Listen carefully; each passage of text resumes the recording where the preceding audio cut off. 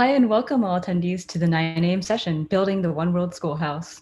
We're joined by Sal Khan, founder of the Khan Academy, Mariah Olson, co-founder of schoolhouse.world, and Shishir Mehrotra, founder and CEO of Coda. Sal, Mariah, and Shishir, so glad to have you all here, and thank you for joining us. Great to Great, be. thanks for having us. Yeah, I think I get to play moderator here today. So I thought maybe we just start off with a quick set of introductions. I can go first. I'm Shishir. I'm the founder of a company called Coda. You'll hear more about Coda in a bit. And before that, I spent a number of years at Google. I used to run the YouTube products.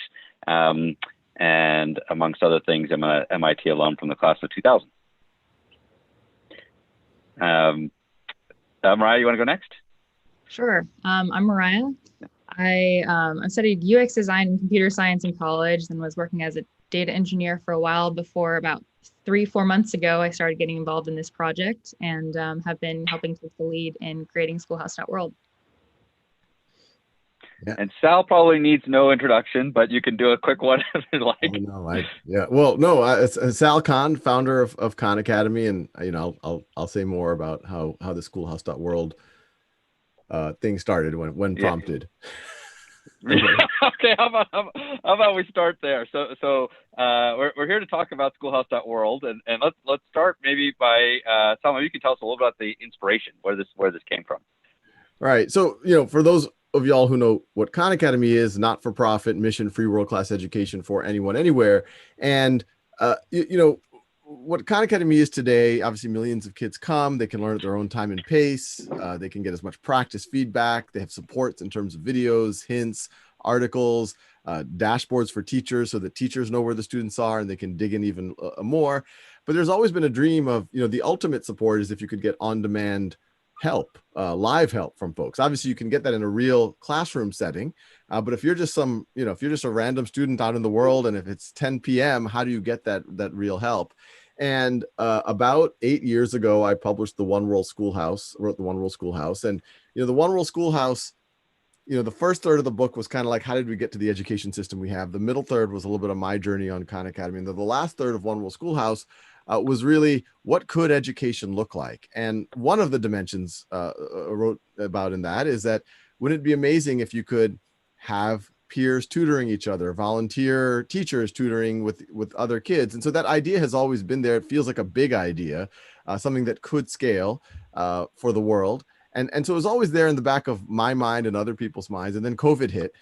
And when you saw COVID, obviously at the Khan Academy side, we saw our traffic go up by 250, 300% of normal. Registrations were 5-10x.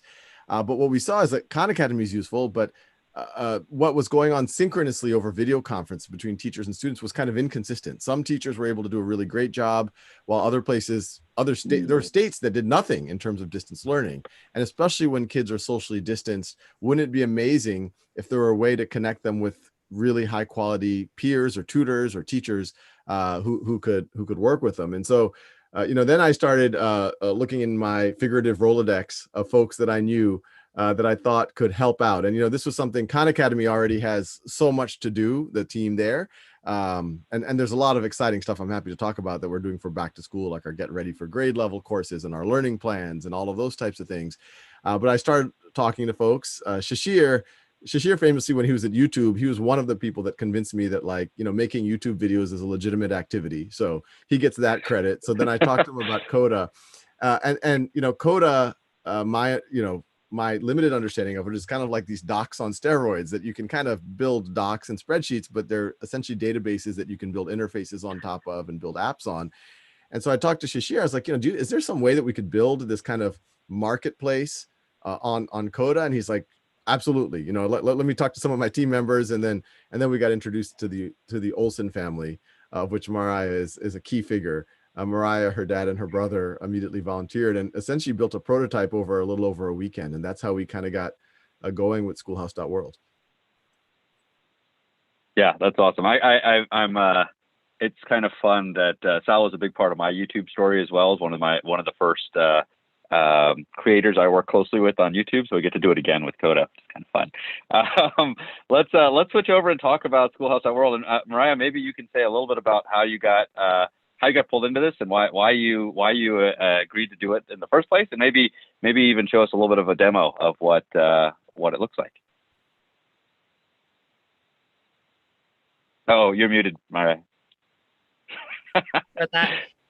So yeah, we're all used to it. Yeah. So yeah, I'm from Charlotte, North Carolina. So on the other coast, I'm working as a data engineer, and I get a call from my brother on a Friday afternoon. So my brother is a product manager at Coda, Jeremy. And he's like, hey, Sal just reached out to my boss, Shishir. He wants to build this doc out on Coda to connect tutors to students. And I was just like, well, if there's anything I can do, I want to get involved. And so I ended up kind of helping build out that initial prototype. And then it's just kind of escalated from there. We built the prototype, and then we demoed it at the Long Beach School District first, and kind of just created something, collaborated with their teachers to figure out how to make it better. And then kind of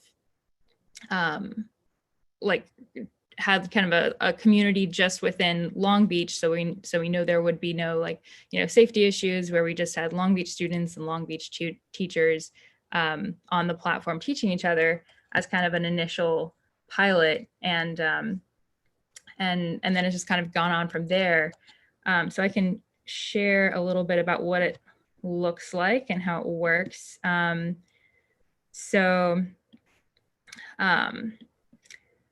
So this is the student portal. You can basically just go and look for the topic that you need some help with. So we started with just high school math, and you can find the topic that you are struggling with. Say I need some help with trigonometry. I can see what classes are available. Let's see. So I can see Maya Rast, one of our volunteer tutors, created a session on cosine, sine, and tangent. I go ahead and click register, and then I get just an email and a calendar invite allowing me to join the Zoom call. So it's very, very simple from the student side. If there's no session in the topic that they need help with, they can just click request. And what that'll do is it'll help inform tutors about what to create sessions about. And so on the tutor side, when they're scheduling a session, they can see what topics have been most requested. So I can see a lot of people want help with composite functions, and no sessions have been created in it yet. So I'll just go ahead and schedule a session in composite functions and make that available for students. So it's a very, very simple design right now. Students can also find sessions based on different tutors, so they can see the volunteers that have joined the site and kind of see a little bit about how many sessions they've already taught and the feedback that they've gotten and their background, and then follow any tutors that seem really interesting, and see the different classes that those tutors have created, so that they can find the tutors that they really connect with well and take sessions from those tutors. That's great. Maybe just give us a sense. How's it going so far? It's been going really well. I think it's been a crazy few months. First piloting this within the Long Beach district, they had a group of some really incredible high school math teachers figuring out, what this could look like. How should a session run? What are the best practices? And then we were able to take our learnings from that, kind of our guidelines for what a good session can look like. And then now we're working on a public version that's just volunteer tutors and students from all over the world. So I think the most interesting thing to see has been how we as educators on Zoom, it's so different from educating in person. And it's been really cool to see tutors kind of sharing their experience about what a good Zoom session can look like. Because, it'd be a shame for every teacher or tutor to have to figure out what a Zoom session should look like on their own, because it's hard, it's different. And and it's hard to engage students well and have a really effective learning experience. So I think the coolest thing for me has been seeing how we can create a space for tutors to talk about what works and what doesn't work, and especially having tutors be able to join each other's sessions. Whenever a new tutor joins schoolhouse.world, we encourage them to join all the sessions of the best tutors and the most effective tutors, so that we can kind of, share ideas with each other. So, and figure out, what are the things that really work for us to create an effective session. What are the backgrounds of the typical tutor? So many different kinds of backgrounds. And I think that's been the cool part about collaborating, is that we have like professional teachers. We have a few tutors who have been doing virtual tutoring for years who just wanted to volunteer their time. We have some high school students who just want to help other students. And we have some people just from different careers. There's some software engineers. There's a chemistry recent graduate. And it's just really cool to see them all bringing their different perspectives into like how we can make this work. Wow. Maybe I'll come back to Sal to sort of give the broader perspective. I remember when you first launched Khan Academy, you talked a lot about reverse learning and flipping the classroom, and managed to predict a very different model for education. I know it's the early days for One World Schoolhouse, but give us a sense about how do you see things like this working in education at large? Like what should be in person, what should be virtual, even when everybody can go back. What happens to services like this? Yeah, well, I think there's two phases. There's this moment we're in with COVID, which Right. When I talk to people who know about vaccines, we might be in this for 12 months, 15 months, even longer. So it's going to be a real moment. And some of the stuff that Mariah has talked about, I mean, it's been fascinating because obviously we started this saying, hey, look, there's a need. A lot of kids need help. It seems like there's a spirit of people wanting to help. We can connect them together. But, I've been able to connect with this volunteer army that Mariah has started to build with us. And, it's been fascinating that they have been really innovating themselves and really taking ownership of the project beyond just being tutors. So, there's committees on safety, make sure that there's no meet me at the 7-Eleven type behavior on our platform. There's ways on tutor development. And this is where these ideas of, hey, why don't we peer tutor? Why don't we get one tutor to observe and other tutors can evaluate? And, these are practices that frankly have existed in some way, shape, or form in the traditional education system, but not as much as they should. These are good practices generally for becoming a better educator, a better teacher. And to Mariah's point, this Zoom world of teaching is Brave New World for everyone. The whole global education system right now is struggling with how do you teach over video conference. And in some ways, I think schoolhouse.world, this ragtag group that we're starting to get together has a chance of really pioneering what does initially good look like, and maybe in certain cases, what does great look like. And so I'm hoping that not only does it provide great experiences for the students who come, great experiences for the tutors who show up, that they personally feel like they're getting developed, but also that the rest of the world can look at these sessions and say, oh, that's how I should run a interactive Zoom session, initially in math, but there's no reason why this platform over time couldn't be extended to pretty much any subject. And then when you go post, I think COVID is an interesting time. We're still at the early stages, but I think we could get a kind of a critical mass of a bit of a marketplace. And then if we are able to over this COVID time period, I think even post-COVID, we know, I mean, the tutoring marketplace, I've heard numbers in the billions of how large that is. But obviously right now it only serves the affluent, people who can afford, $30, $40, $50, $100 an hour. I hope that this is a model, this is intended. We're thinking about how we structure this as a not-for-profit. We do have to come up with some, it could be philanthropically supported. It could be, we're thinking about there's maybe a tip-based model. Maybe there's some small, maybe we can do credentialing for some small amount or something to keep it sustainable. But the intent is for it to be a not-for-profit in a place that, I hope in 5 or 10 years, you have literally millions of people. They can get their learning at their own time and pace on Khan Academy. And then if they need extra help, they want to be part of a cohort, or they want to give back and tutor others and get recognition for their tutoring, they go to schoolhouse.world. Yeah, it's interesting. I remember when I joined YouTube in the pretty early days, and one of the things I used to get asked a lot about was why anybody would bother, and why would you bother being a YouTube creator, and you know, what types of people are actually qualified to do something like that. And one of the things, and I would always tell a story about, well, I've got this friend who is a hedge fund guy who managed to turn this into a whole business. And so I think one really exciting side of the, and obviously now you can make millions of dollars as a YouTube creator. Do you view this as something where people could make a living as a virtual tutor? And you know, this is the kind of the future of teachers.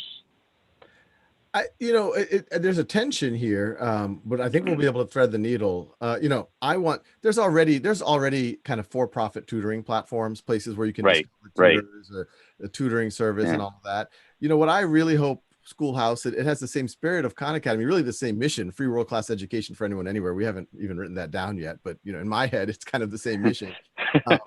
And so it has got to feel and be and genuinely and authentically be something where the intent is to get as many people learning as possible, and really tapping into people's spirit of volunteerism and wanting to do good for the world. And, you know, we all want to do more, but you imagine, you know, now at my lunch break, I can tutor a kid. I think Mariah told me a student showed up from Ghana last week, or, you know, like, how cool is that? I think all of us would love to use our lunch break to tutor a young child in Ghana or whatever else, or across the street. But on the sustainability, and there's obviously with unemployment and distance work and all this, there's another interesting angle there. And I don't know if it's a tip-based model. I don't know if, you know, teachers could market themselves, and then they can, if people really like them, they can get more service from them. Maybe we go into some type of a credentialing model. Maybe the sustainability, obviously I think there's a good philanthropic angle here, but maybe it's, you know, the districts like their own sandbox. Maybe they would want to do kind of an enterprise version of this. So it's still early days of what we're exploring. Maybe that's a good prompt as well. The district, I'd love to chat a little bit about the role of the school district. And Mariah, you mentioned that the first pilot you did was with the Long Beach School District. Maybe say a little bit about what that pilot was and how it worked, and, you know, any learnings on the sort of worldwide versus district version of Schoolhouse. Yeah. So after we created the first prototype, we talked to Long Beach School District. I think Sal had some great experiences working with them in the past, and they were able to pull together super quickly a group of math teachers to help us figure out how to make this better and make sure that this is really going to be something that students could benefit from. And then I think about a month after we started the project, we officially started the pilot at Long Beach, where basically I think around 50 Long Beach math teachers created sessions that were available to any student in Long Beach. And these were like the top some of the top math teachers. And it's like 70,000 students or something, right? Right. Yeah. 70 or 80,000 students. And so basically they were making their teachers who are the most comfortable with math and the most experienced teaching online, who had, you know, talked a lot about how to make an effective session together as a group. They were making those teachers available across their whole district through this platform. And I mean, there was definitely a lot of learnings from that and a lot of benefits from that. Just having students from whatever school, whatever math teacher they happen to have, they would have some extra access to get some support from a teacher who really felt comfortable teaching virtually. And I think the first big takeaway from that, I think for us, was the getting students to engage and getting them to kind of get on a Zoom session, especially if they already are on Zoom sessions for school, can be tricky. So, you know, with this whole platform, there's this issue of like supply and demand. You know, we need to make sure we have enough volunteer tutors, and we need to make sure that we have enough students to actually participate in those sessions. So it took a while, I think, for students to kind of warm up to the idea of joining an extra session. They didn't really know what to expect from it. So I think, and then taking that into the worldwide or the public version of schoolhouse.world, we're still trying to figure out how can we, motivate students to seek this help and to get this extra help, since it is such a weird time in education, and it's hard for students to stay motivated in general, just given everything that's going on.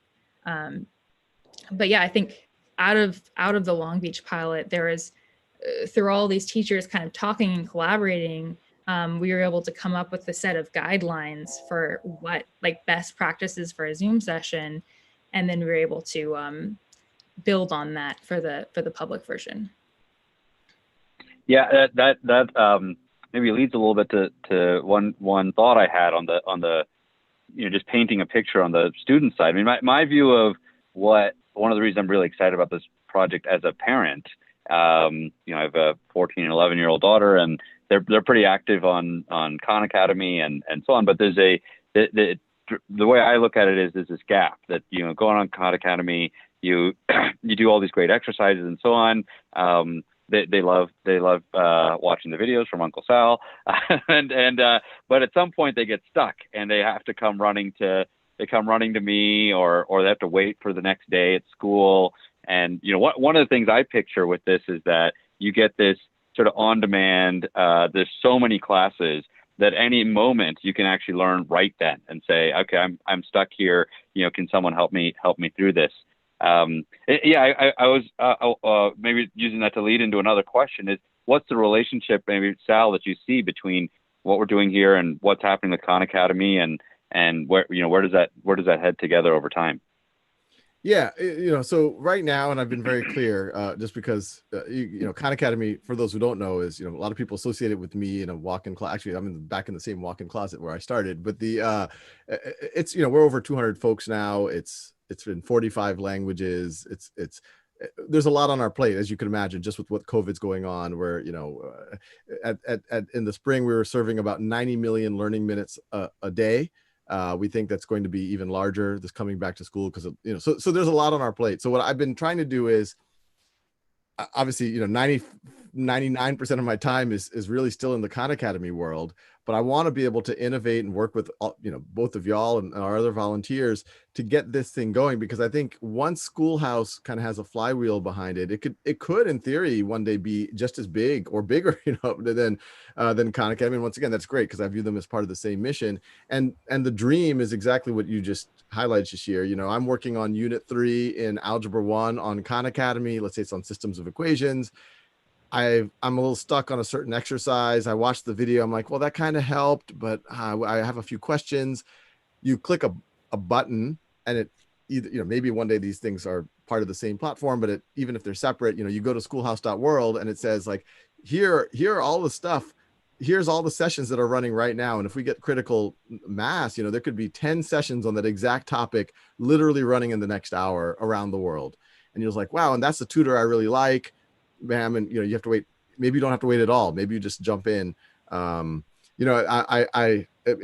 people might not realize it, but I play a lot of Just Dance, and on Just Dance, there's the world dance floor. And at any point you can join the world dance floor, and there's like people from around the world dancing on Just Dance. I do it with my kids. I know the image of sometimes I do it by myself, if I'm honest, but it's a great exercise. But it's the same notion, but obviously this would be around an academic. There's kind of a world dance floor. But at any time you want to dance mathematically or in other subjects, there's people to dance with. Yeah.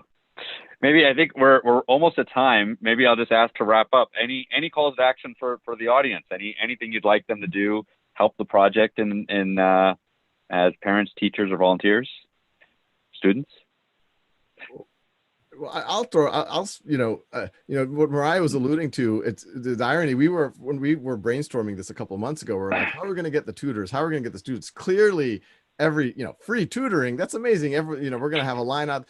Interestingly, we've had a lot. I mean, the tutor supply has been great. And they've been high quality and really thoughtful. And it's actually been interesting getting the students to realize that, yeah, there's no catch here. This isn't some scam. This is like really good tutoring. You should show up. And obviously we started right at the end of the school year and into the summer. So it's kind of an unusual time.